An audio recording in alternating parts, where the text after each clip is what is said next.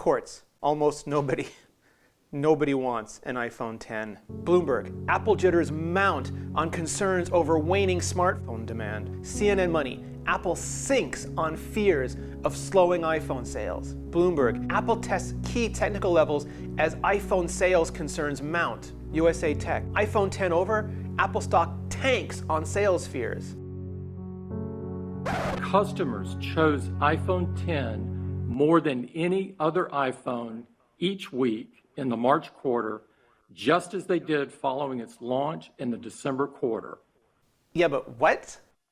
Since we split the line with the launch of iPhone 6 and 6 Plus in 2014, this is the first cycle in which the top-of-the-line iPhone model has also been the most popular. No. CNBC, China's smartphone market plunges. Apple falls out of the top 4 sellers. CNBC, Apple losing smartphone share in China. Business Insider, Apple might have lost more than a third of its market share in China. CNBC, no turnaround for Apple in China due to quote-unquote saturation. UBS.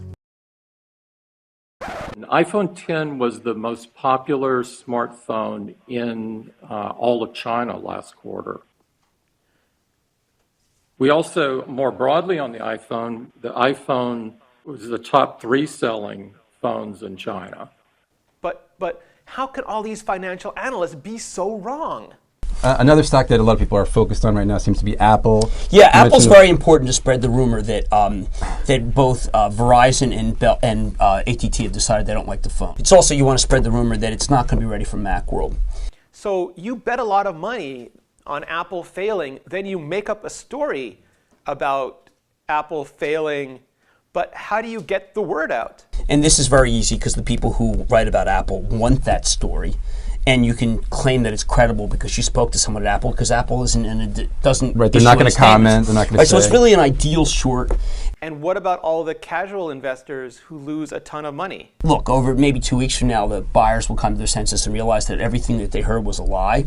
I think it's important for people to recognize that the way that the market really works is to have that nexus of hit the brokerage houses with a series of orders that can push it down, then leak it to the press. And then get it on CNBC. That's also very important.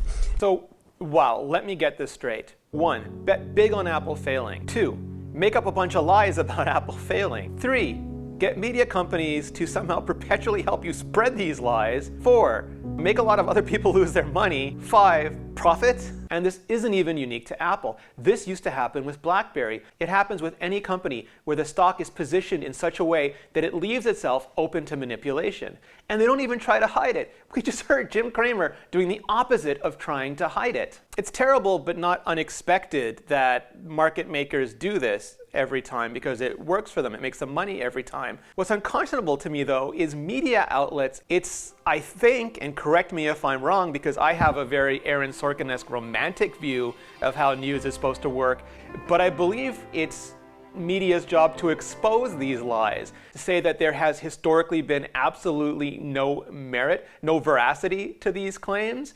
Now, maybe some of these reporters are just lazy. Maybe they can't be bothered to type the so-called financial analyst's name into Google and see how their reports played out previously. But it happens so goddamn always that I think it's impossible to claim naivete at this point. I think media is becoming borderline complicit in the continual thirst for sensational headlines and clickbait social. It becomes in their best interest to propagate these stories. And that is a profound disservice to readers. The job of media is to inform and educate, to empower readers, not to use and abuse them. I consider myself somewhat savvy about these things, and even I was starting to buy in about the Apple is doomed in China narrative. And yeah, I get it. Apple looks like it's on top right now. And if there's anything we love more than an underdog story, it's the story of that underdog achieving success and then being kicked off the pedestal. But it doesn't have to be that way. Just as there is a history of people getting this stuff wrong, there's a history of people getting this stuff right. There are analysts like Neil Seibart, like Kirk Burgess. There are industry analysts like Horace Dedya, like Ben Beharan, like Carolina Milanese, who get this stuff right quarter after quarter, but they just don't get the attention. And that's something we can easily fix. Listen to them, cover them. And when you see something that fits this historical big old pattern of lies, call it out. And if you want to invest, by all means, educate yourself about investment. And it's easy to get started. You could take a class like Value Investing and Stock Market Fundamentals, Investing Your Money 101, the basics of stocks, bonds, and investment properties, 7 deadly mistakes newbie investors make and how to avoid them, investing basics for millennials. Millennials need their own basics, I guess. All right, more power to them because Centennials can't invest yet. And because Skillshare is sponsoring the show, you can go to Skillshare.com/vector3 and get unlimited all-you-can-learn access for 2 months for just 99 cents. Thanks, Skillshare. So that's what I think. Now I want to hear what you think. You heard Jim Cramer.